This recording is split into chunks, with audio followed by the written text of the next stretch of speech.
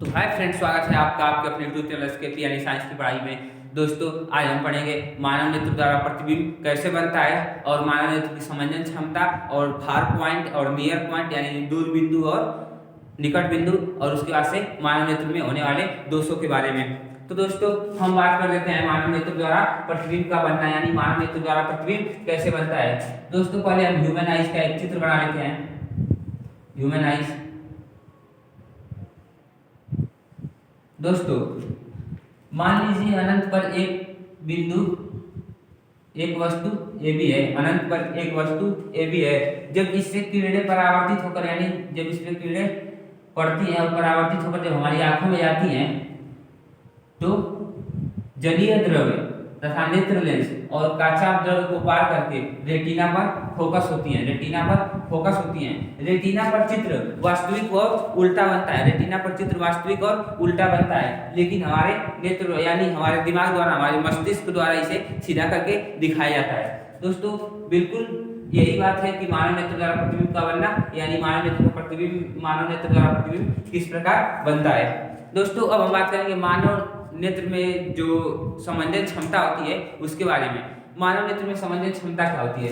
दोस्तों, मानव नेत्र में समंजन क्षमता से अभिप्राय है कि जो हम लोग में सिलेरी मांसपेशियां, पांचछावी मांसपेशियां होती हैं, वो नेत्र लेंस को आवश्यकता अनुसार समायोजित करती हैं, यानी कि उसकी वक्रता त्रिज्या बढ़ा देती है या घटा देती है, जिससे हमें दूर और पास की वस्तुएं स्पष्ट दिखाई दें। उसे हम लोग क्या बोलते हैं, नेत्र की समंजन क्षमता।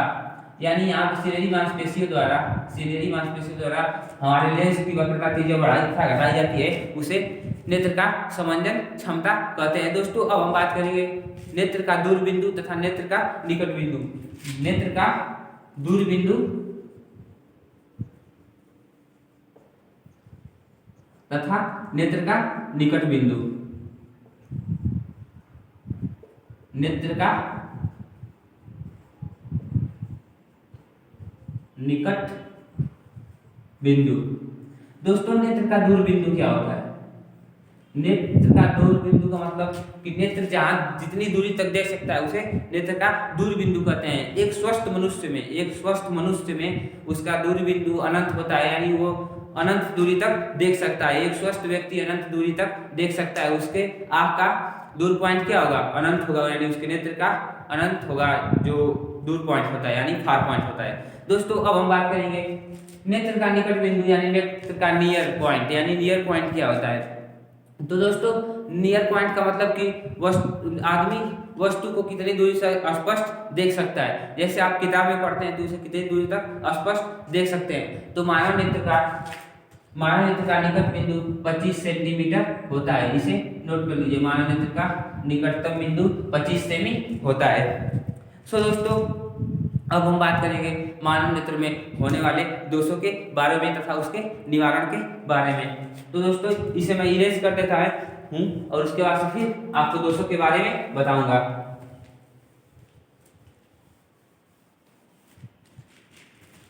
दोस्तों, बात कर लेते हैं दोषों के बारे में। पहला दोष दूरदृष्टि दोष।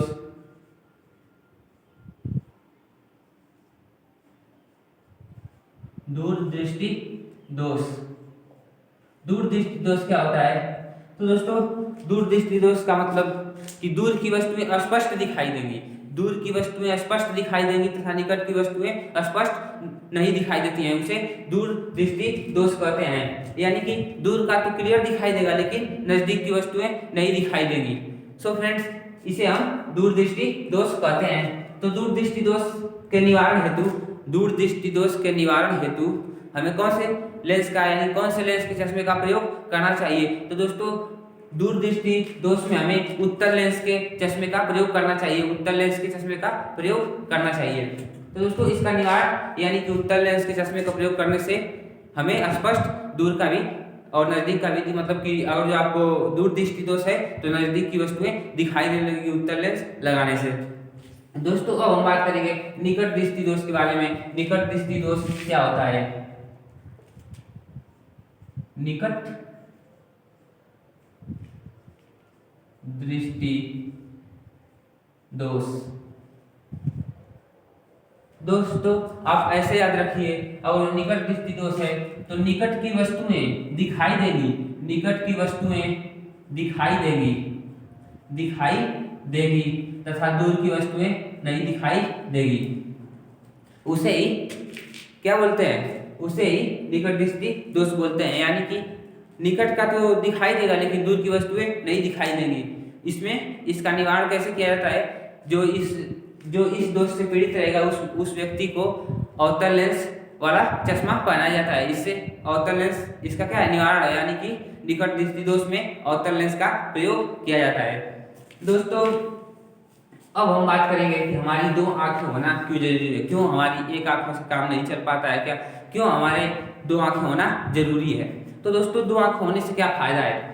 दोस्तों अगर जो आप अपनी एक आंख ढक ले रहे हैं तो आप 150 डिग्री तक ही देख सकते हैं। एक आंख ढक ले रहे हैं तो कितनी देख सकते हैं, 150 डिग्री तक। तो अधिक विस्तृत और स्पष्ट देखने के लिए, अधिक विस्तृत और स्पष्ट देखने के लिए हमें दो आंखों की जरूरत पड़ती है। जैसे दो आंखें रहेंगी तो 180 डिग्री का एंगल बनाएंगे, यानी 180 डिग्री तक देख सकती हैं। इसीलिए हमारी आंखों में मतलब कि दो आंखों का होना जरूरी है।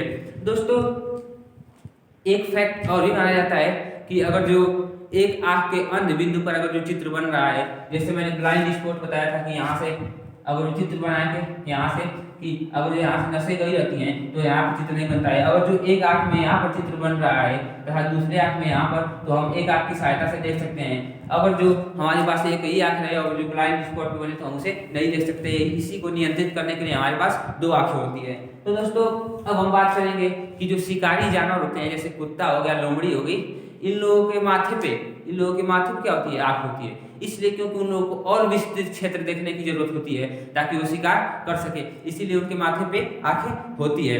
सो दोस्तों अब हम बात करेंगे जरा दूरदृष्टिता, यानी जरा दूरदृष्टिता क्या होता है।